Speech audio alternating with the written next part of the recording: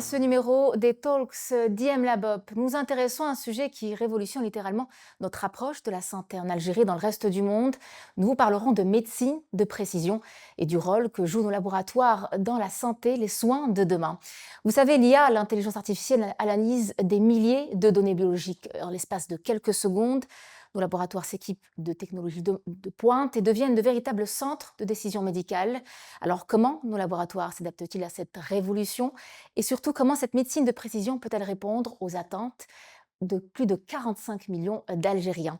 Pour en débattre, j'ai le plaisir d'accueillir des experts de premier plan, le professeur Ait Abdelkader Belaïd.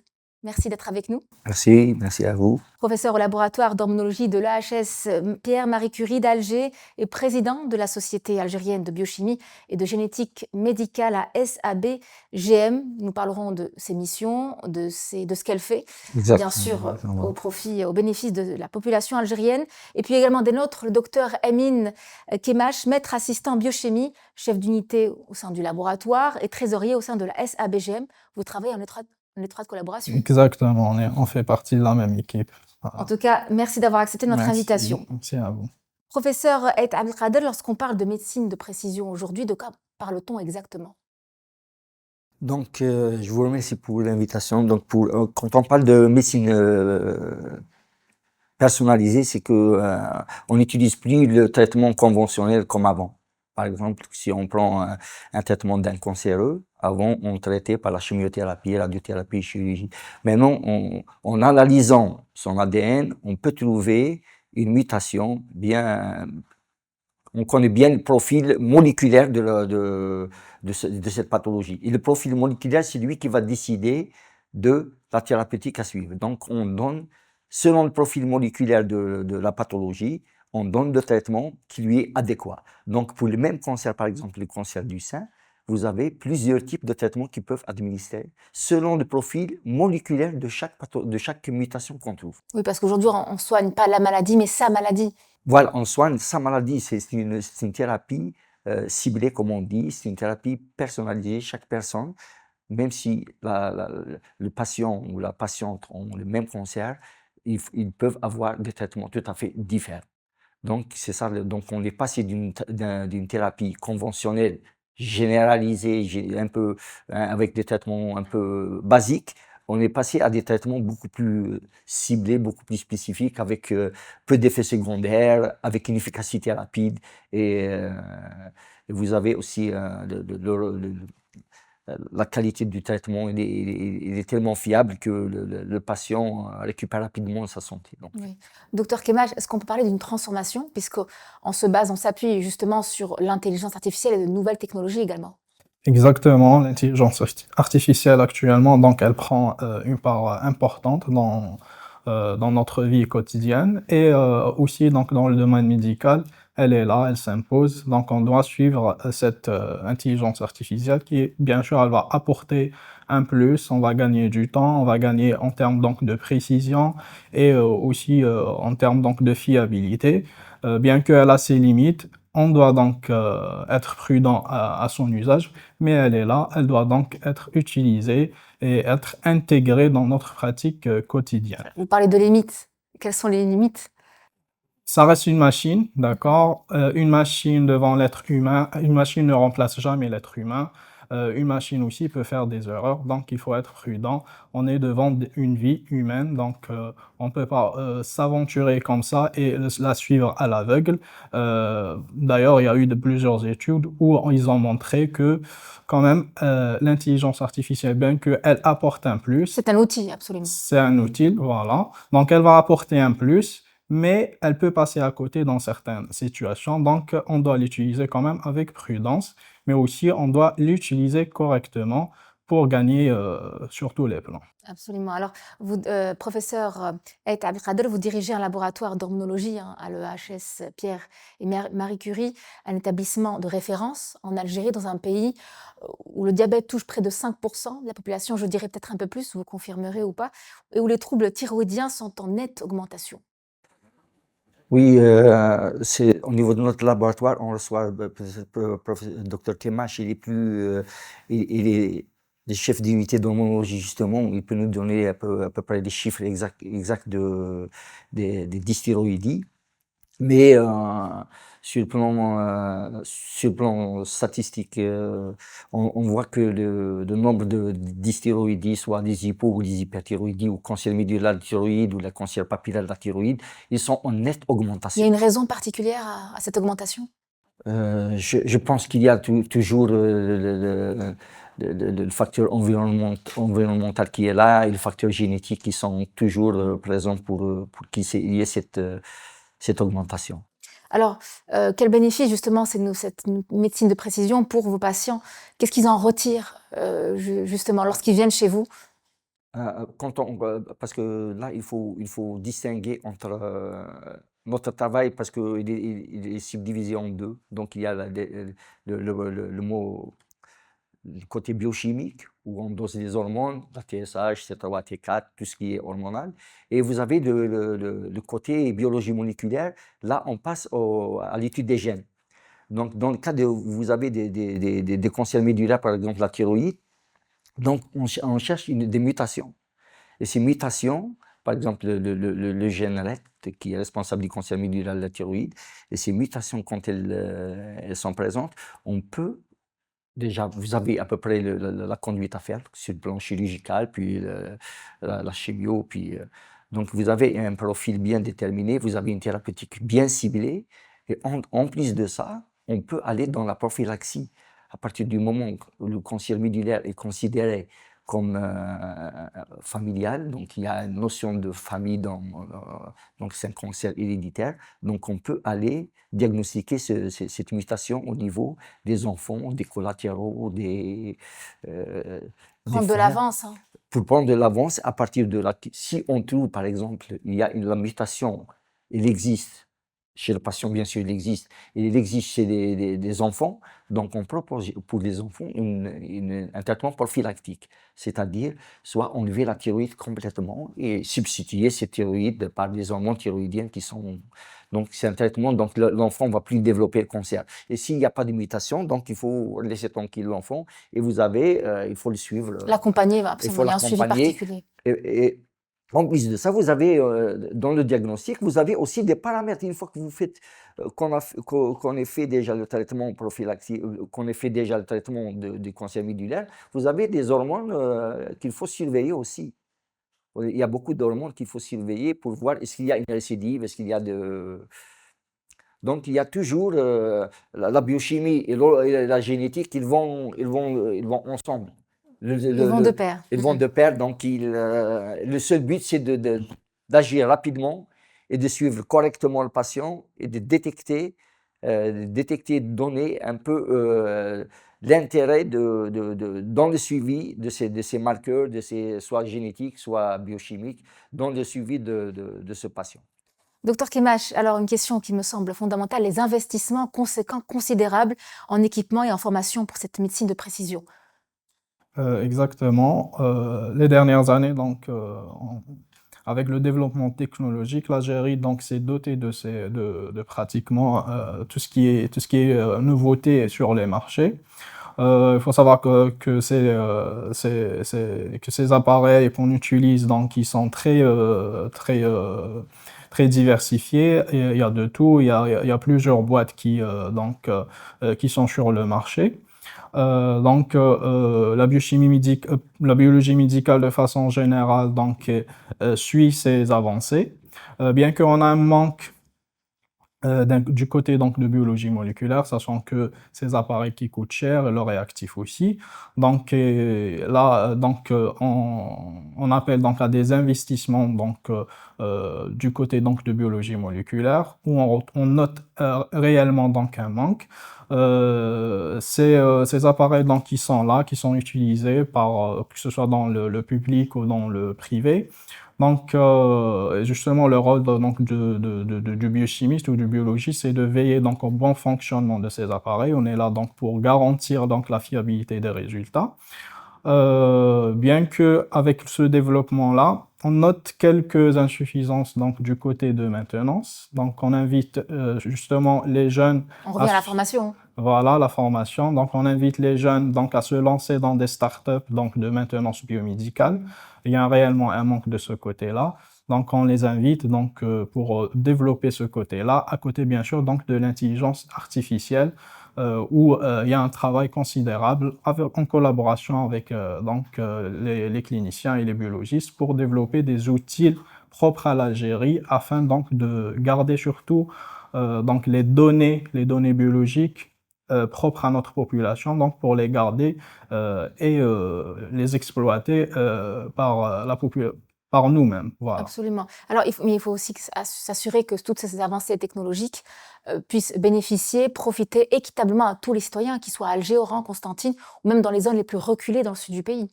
Exactement, exactement. Donc, il n'y a pas que le Nord qui doit se doter de ces appareils-là. Donc, ces appareils-là doivent être donc disponibles sur l'ensemble donc du territoire national pour garantir donc une accessibilité de façon équitable à tous les citoyens algériens. Est-ce qu'on peut parler de démocratisation de cet Oui, accès exactement. de nouvelles Nous- technologies? pour faire un peu d'historique sur ces développements des nouvelles techniques de biologie moléculaire surtout. Donc, je vous informe que je rends déjà hommage de personnes initiatrices de cette spécialité, et le professeur Qassir Allah yarhamou et le professeur Barhoum, je lui souhaite longue vie aussi. Donc, c'est eux qui ont initié les années 2000 déjà, donc on était à la page. On n'était pas à la traîne par rapport au monde. Donc en 2000 déjà, on avait eu des formations de longue durée en France. Donc on a eu un certain nombre d'appareils aussi qui étaient de même niveau que ceux utilisés en France d'ailleurs. Donc à partir de là, ça a commencé à développer dans les années 2005-2006. On a commencé à faire de la biologie moléculaire, cancer du sein, le cancer du côlon, tout ce qui est marqueur et tout. Mais c'était pas uniquement à Alger, hein. Donc les deux professeurs, ils ont décidé de faire au moins 3 plateformes, une à Oran, une à Alger et une à Constantine. Donc il y avait 3 plateformes qui étaient bien servies à l'époque, donc par rapport aux appareils de l'époque. Donc du coup, par la suite, il y a eu des problèmes. Donc, des années 2010, 2015, commençait à avoir des problèmes de réactifs. Les appareils commençaient à être obsolètes parce que On revient à la maintenance. la technologie, Même la technologie. la technologie, elle avance. Donc, on est resté, par exemple, ces cancers, il est très très long pour avoir un résultat. Il nous faut 6 mois minimum. Vous avez le minimum 6 mois. Donc, au bout de 2 ans que vous avez le résultat, leur cancer du sein n'attend pas. Donc il y a eu, on a traîné jusqu'au dernier temps où le président, M. Tebboune, qu'on remercie au passage, il a un peu facilité l'accès en favorisant les labos de recherche. Donc à partir de là, je pense que les gens qui ont demandé le labo de recherche entre nous, on a acquis des appareils. Il y a beaucoup de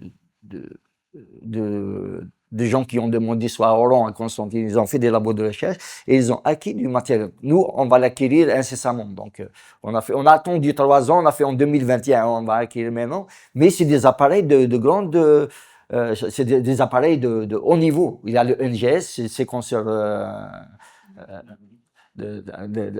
haut débit. Donc, il y a le PCR digital. Donc, tous les appareils sont à la même À la pointe de longueur la d'onde, à la pointe technologie. de la technologie à l'échelle mondiale. Donc, il y a quand même une volonté politique qui est là, mais maintenant c'est aux gens qui ont habilité, qui sont formés dans le sens, à développer ces techniques et à les uniformiser au niveau de l'Algérie entière. Donc, il faut faire des pôles d'analyse de ces différents paramètres, que ce soit dans les maladies rares, que ce soit en cancérologie ou dans les maladies cardiovasculaires ou autres, que ce soit général et que tout Algérien doit avoir la facilité d'acquisition ou d'études, comment dirais-je, Pour avoir accès à pour, ces pour avoir accès à Acquérir le matériel. Mais ça commence au niveau des universités de médecine et des facultés Oui. de formation médicale et paramédicale aussi, pour s'adapter à ces nouvelles technologies.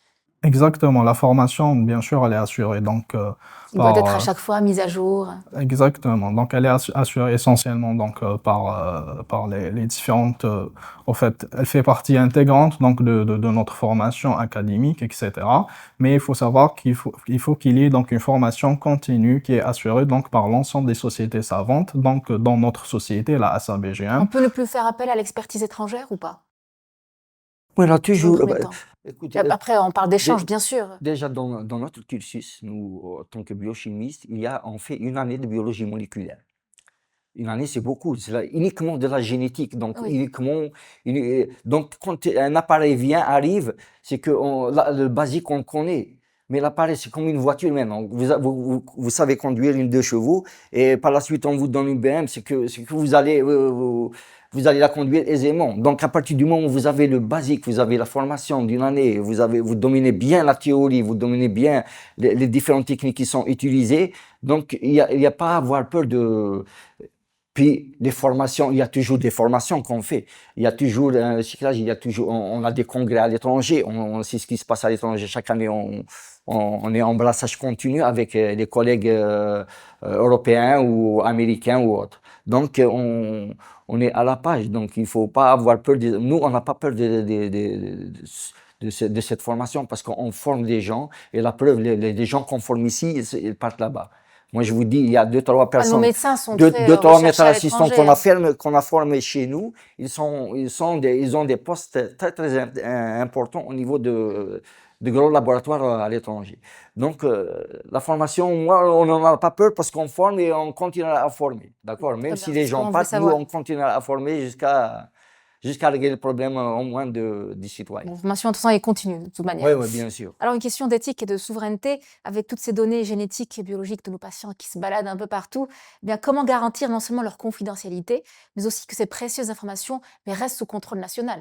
Exactement, exactement. Donc, on est censé donc protéger donc ces données-là.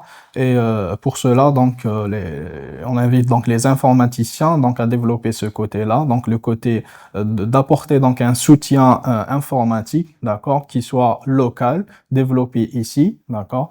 Bon, il y a le CERIST actuellement donc qui prend en charge quelques plateformes. Donc, on les invite donc à développer ce côté-là. Afin donc de garder nos informations, surtout les informations donc de génétique, les informations de biologie de façon générale.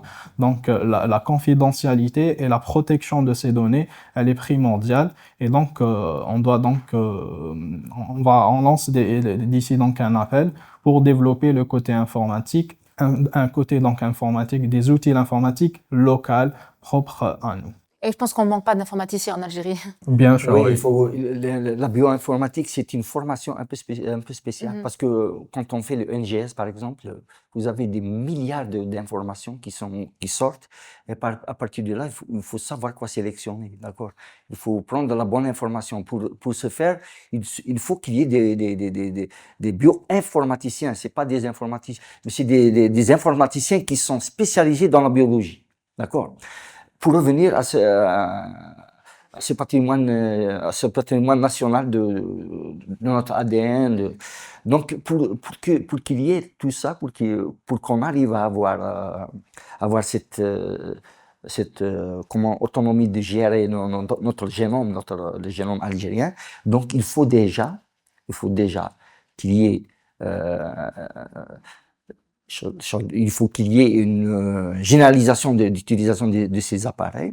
Démocratisation absolument de Démocratisation, l'accès à ces exactement, comme vous appareils. l'avez dit. Donc, il y a une démocratisation de l'utilisation de ces appareils. Deuxièmement, la formation, comme vous l'avez, et surtout mettre les moyens, que ce soit pour le privé ou parce que les privés, c'est des Algériens aussi. Je préfère qu'un privé algérien fasse des choses que de transférer notre ADN ou notre sang à l'étranger. Donc, il faut encourager le privé, lui faciliter les tâches. Maintenant, il y a par exemple un laboratoire je cite par le nom, au niveau en Algérie, qui fait de la génétique, il est au top, hein. Donc, il faut un peu généraliser l'utilisation de ces matériels de génétique et aussi il faut pas qu'il y ait des coupures de l'acte. Il faut que ça soit pérennisé. Donc, il faut qu'il y ait un tapis rouge au niveau Pour pouvoir avancer, bien sûr. de pouvoir avancer, de sorte à éviter la fuite parce que la personne, le malade est là. Vous avez un malade. Je vous dis, vous avez un malade. Et vous ne trouvez pas quelqu'un qui va vous faire l'analyse ici. Donc, alors que c'est urgent, c'est indispensable pour faire la thérapie ciblée, comme on dit, la thérapie personnalisée. Donc, vous êtes obligé d'aller au privé. Ça veut dire au privé qui va les prendre à l'étranger. Mais si vous donnez les moyens aux différentes structures que vous avez en Algérie, ils sont nombreuses, ils sont compétentes, ils ont toutes les capacités, ils n'ont rien à envier aux choses qui se font ailleurs. Donc, il manque uniquement de moyens. Si vous les mettez ici à notre disposition, on va tout faire. Pourquoi aller ailleurs? Donc, on peut tout faire ici. C'est ce qu'on appelle lancer. Voilà.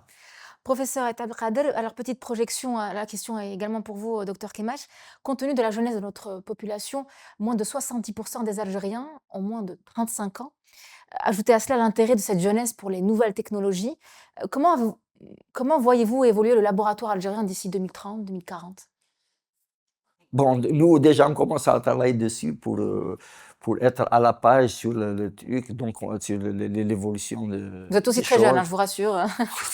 Oui, on travaille dessus, puis il y a beaucoup de collègues, beaucoup d'amis qui ils ont une volonté de bien faire avancer les choses, surtout dans notre spécialité, je parle.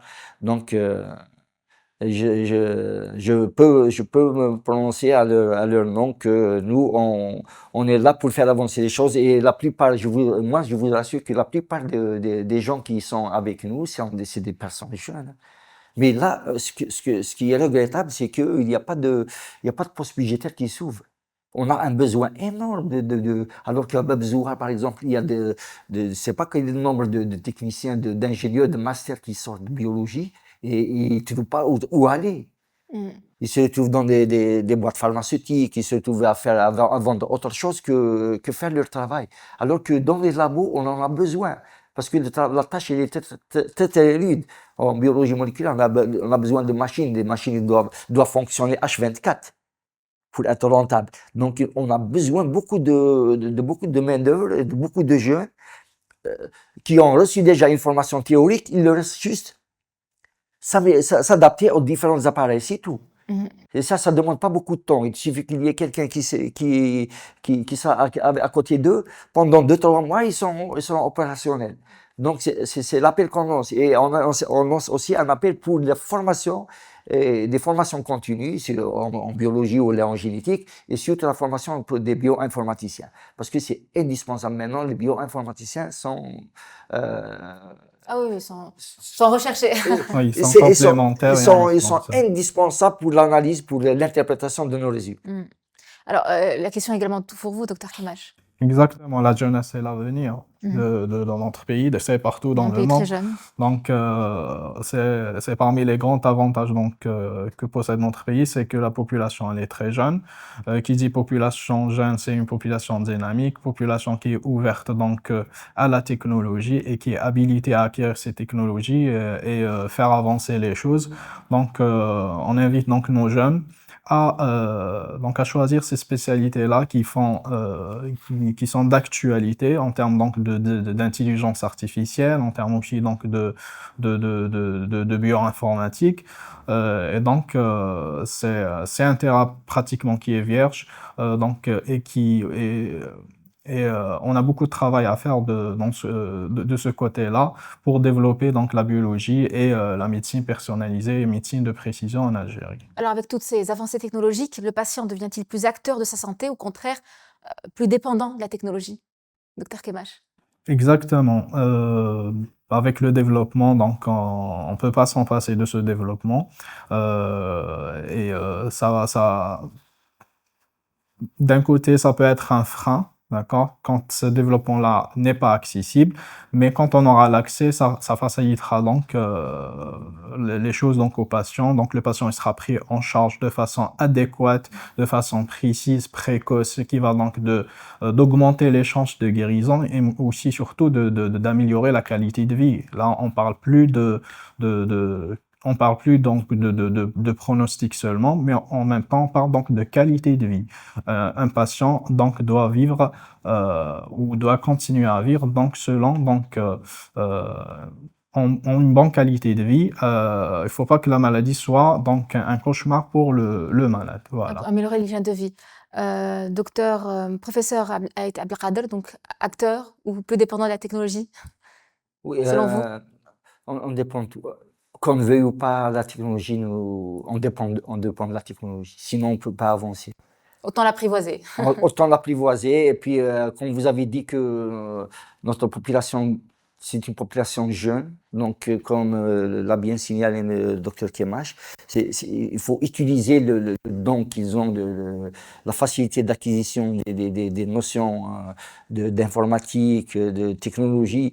Il faut qu'on les utilise, il faut avec ce qu'on connaît et ce qu'ils connaissent, je pense qu'on peut aller plus loin dans on peut même faire des innovations, on peut faire des découvertes, on peut faire beaucoup de choses. Parce que je sais qu'ils ont une très bonne volonté, ces jeunes-là. Il suffit juste de les canaliser, de canaliser leurs forces et de les orienter, chacun dans le domaine dont il est fort. Et je vous assure que et la technologie et la jeunesse vont ensemble. Et nous, on est là pour les pousser devant et que l'Algérie relève un peu le défi. Et puis, il faut qu'on avance. Une médecine de précision qui nous ouvre d'incroyables horizons thérapeutiques. Merci à nos deux intervenants d'avoir été avec nous.